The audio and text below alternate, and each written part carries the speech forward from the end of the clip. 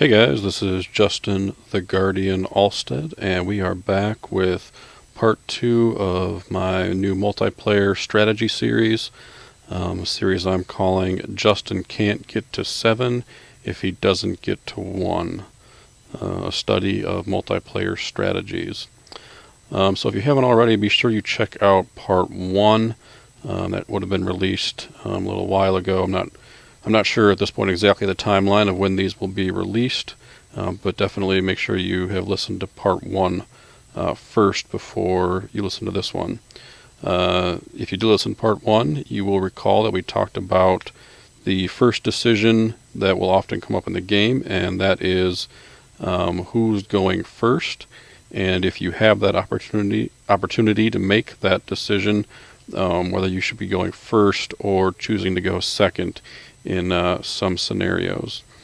In this one, we're going to talk about who do we choose to attack, which other player in the multiplayer game are we going to attack.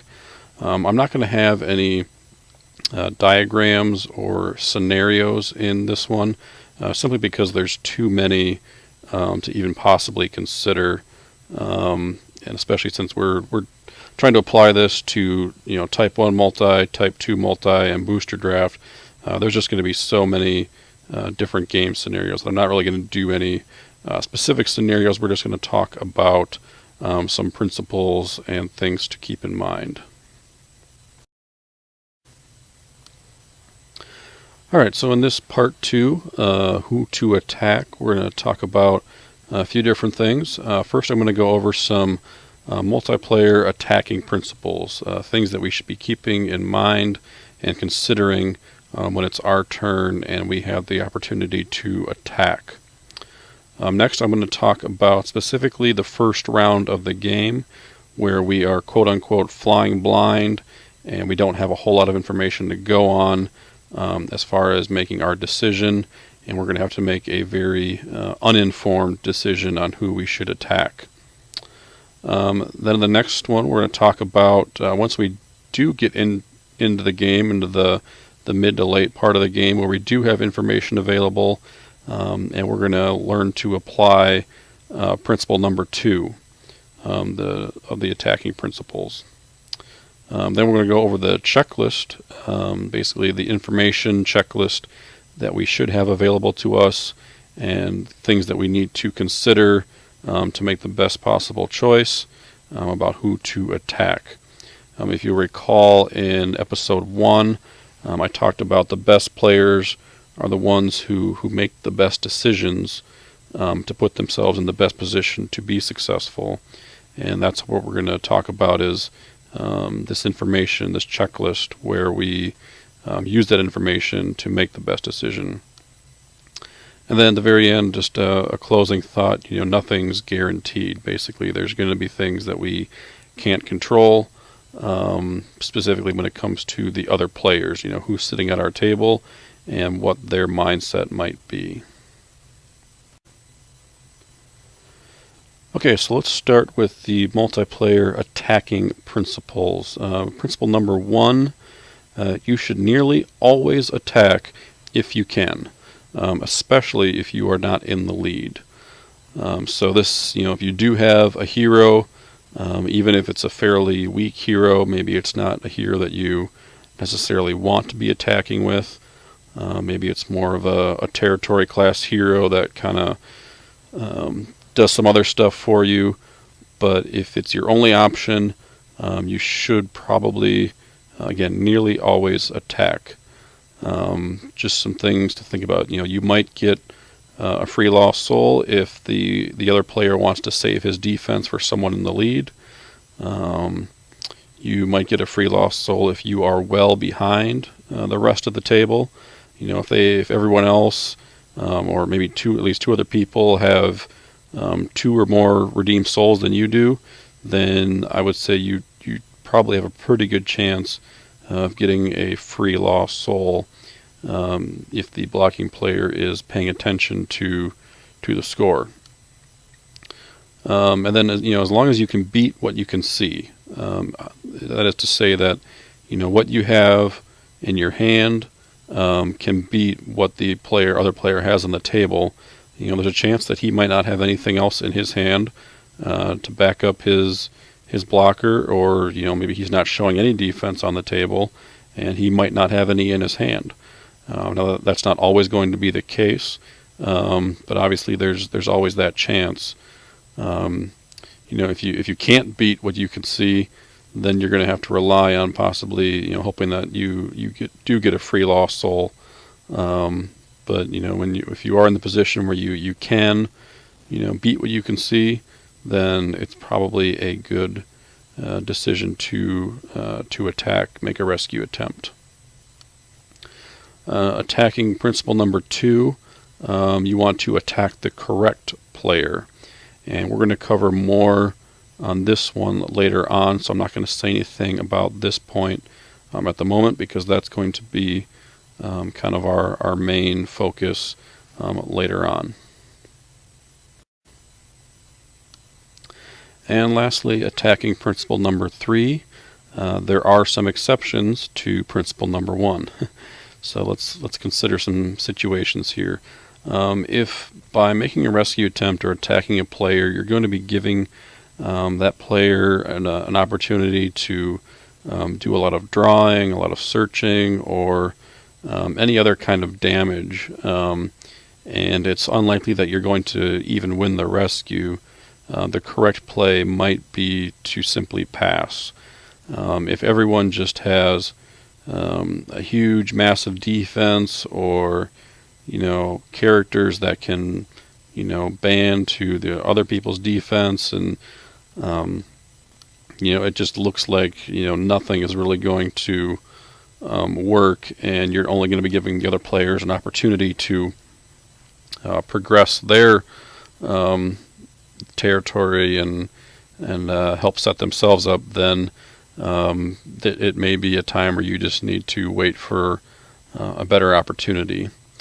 I think back to many years ago when Gray was the dominant brigade in Type 2 multi-defense because of the false peace card, basically the card that let you search for any card in your deck.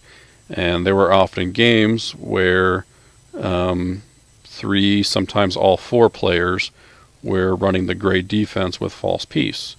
And it didn't matter who you attacked, pretty much everyone was waiting with a false piece in their hand, and then they would search for another one, and the other one, and the other one, and then they could use something like momentum change to get them all back.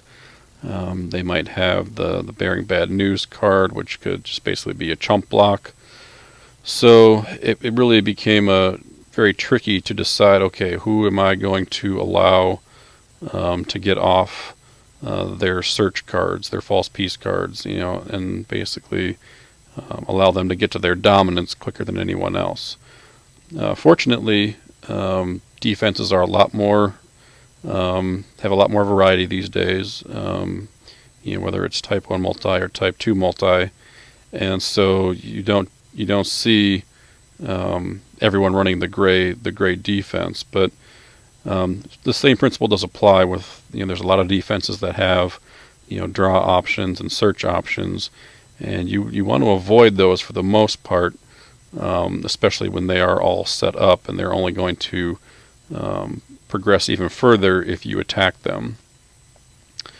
And just kind of going back to that idea of, if you can beat what you can see, you should attack.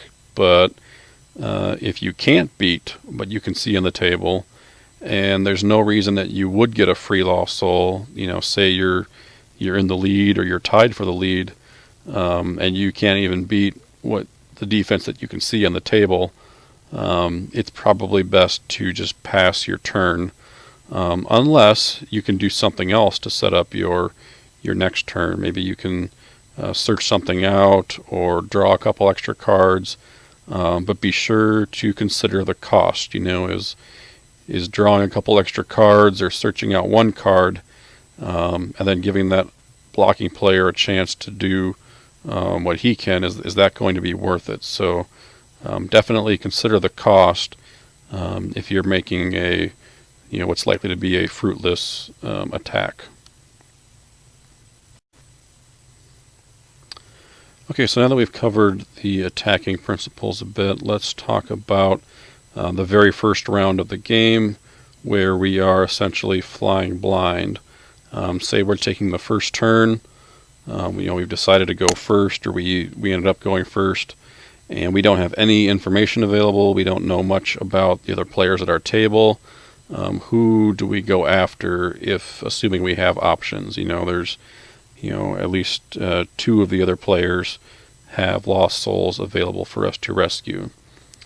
So one thing that I like to do is, if there's a player who has 3 or more lost souls that he drew in his opening hand, I like to go after those players. Unless they had a really defensive heavy draw in their opening hand, they're probably going to want to spread those lost souls around the table equally.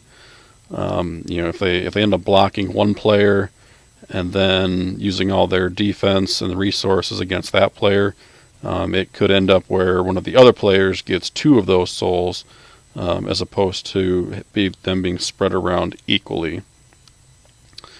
If the lost souls are spread more evenly around the table, maybe each of your opponents has 1 or 2, I like to go after the player on my right. And that's because if the lost souls come out evenly throughout the game, then the player on my right is the player who is most likely to have souls for me throughout the game. Since I'm taking the turn after them, they draw, and then any souls they draw, I'm going to have the first chance to go after them throughout the game. And then secondly, gaining information on the type of deck or strategy that the player on my right is using. If I can get that information early in the game, that's going to help me make better decisions later on, as I kind of have an idea, if they are the best person to be attacking, or if their defense is a bad matchup for mine, then maybe I need to try and look elsewhere.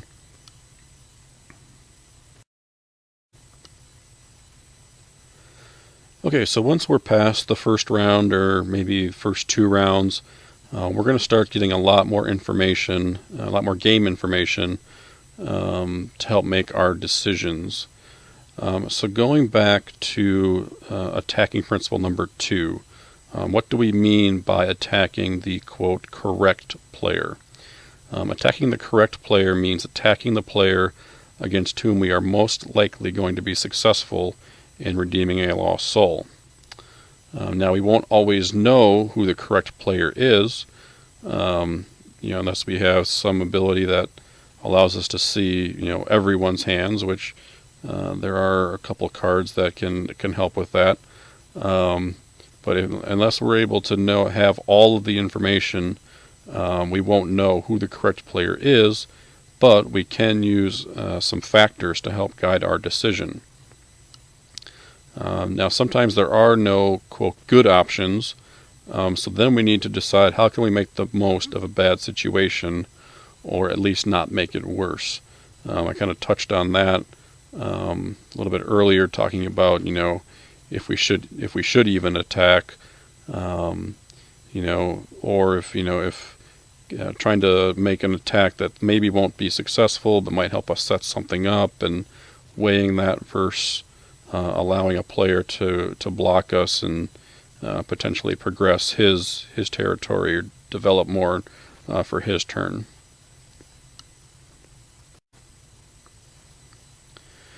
Alright, so once we start getting some of that game information available, we can kind of run through this little checklist that I've put together. And these are just some factors that we want to consider when deciding who to attack. So the first one I've got here is hand size. So it kind of logically makes sense. People with fewer cards in hand will have fewer options. Now, does that mean you're always going to attack the person with the fewest number of cards in their hand? Definitely not. Sometimes people have just the right 2 or 3 cards they need to, get a really big block, or do a lot of damage against you with just a few cards. But we are going to consider that, since they will have fewer options, doesn't mean they have the weakest options. The next one is territory development. So kind of similar to the hand size, people with a less developed territory, especially in terms of defense or cards that help with defense. Maybe they've got some defensive artifacts, so to speak. They're going to have fewer options if they have a less developed territory. So we can consider that when we're deciding who to attack. Do we attack the player with 10 evil characters and a big hand, or do we go after the player with one evil character and a small hand? That type of thing. The next thing we want to consider is the current score. Am I behind? Am I in last place? Or is everyone 2 turns ahead of me in terms of lost souls rescued? Am I ahead? Am I in the lead? Am I in the middle? This should be helping form our decision on who do we attack, should we be attacking at all, and who is likely to, most likely to maybe give us a lost soul. So we definitely want to keep that in mind. The next one is the matchups. Which player has the defense that is weakest or least effective against the options that I have for my attack? And this is going to be one of those things that, like I said, we won't know this early in the game in rounds 1, maybe round 2, but as the game progresses, we should get an idea of which player's defense doesn't really have effective blocking options against my attacking options. The next one we want to think about is time. How much time is left in the round? How many more turns am I likely to get? Multiplayer games, particularly in Type 2 multi, will often time out. And so we want to consider, how many turns am I going to get at any given point? Do I want to be making, my strongest rescue, or do I have time to maybe, not really make as strong as a rescue, but rather set something up for a future turn? Do I push out a hero without much backup, or do I save that hero and hope that I draw more backup that's going to give me a better chance on my next turn? So kind of that risk and reward idea. A lot of times it's just about finding the path of least resistance to rescuing a lost soul, or perhaps just the right amount of resistance. And what I mean by that is there are times where there might be a player that we know we could attack and who doesn't have any defense and is just going to hand over a lost soul. But if we have a really strong attack option, but we also have some things that we might want to try and play in battle, say like a search card or a draw card, it sometimes could be the right play to attack someone who does have defense, who might block you and allow you to play some of those cards in battle. Now, obviously, there's definitely some risk to that.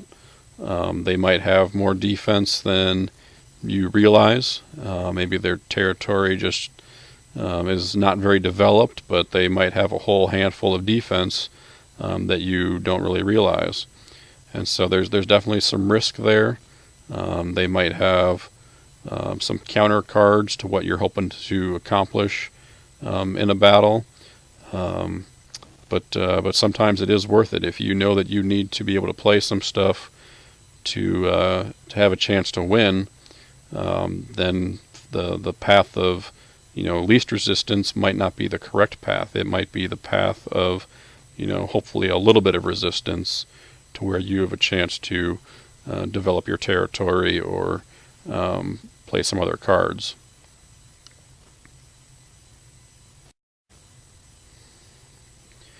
So with all that in mind, nothing is guaranteed. And if you recall back to episode 1, I talked a little bit about how choosing to go second can sometimes get us a little bit of information, especially in that first round. It might give us some some insight into the mindset of players that we're not familiar with. Going second might help us identify a player that always wants to block. And that might be a player that we want to avoid in most situations, or maybe go after in some situations if we do want to get blocked. Those players that if they have a blocking option, they're going to use it regardless if they should or not in that situation. And really, that's something that we can't really predict unless we are familiar with that player and his tendencies. So kind of keeping that in mind, I do sometimes find myself attacking a stronger, more experienced player if I'm in a position where I should be getting a free lost soul. If I'm definitely behind, if I haven't really developed my territory at all. Everyone's at least 2 souls ahead of me.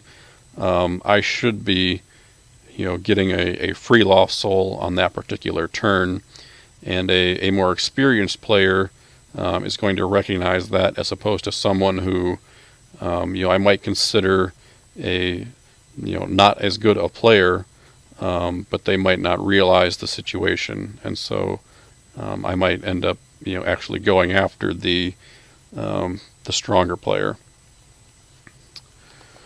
So that's going to wrap up what I've got for this episode. Hope you guys found some good insights, maybe picked up some things to think about. I don't have a plan yet for what I'm going to do in episode 3. That might end up being some concepts with blocking. But I'm going to wrap this one up, and we'll see what happens for episode number 3. Thank you guys so much for listening. And I think I forgot to say this in episode 1, but I really hope you leave some comments or ask some questions about anything, whether it's episode 1 or this one, episode 2. Please leave questions, comments. I will definitely respond to all of those. It might be in the comments section, or maybe I'll even bring those comments or questions up in future episodes. So just wanted to throw that out there. But again, I appreciate you guys taking the time to listen. Hope you enjoyed it, and we'll see you back here for the next one. This has been a Land of Redemption production, sponsored by 3 Lions Gaming.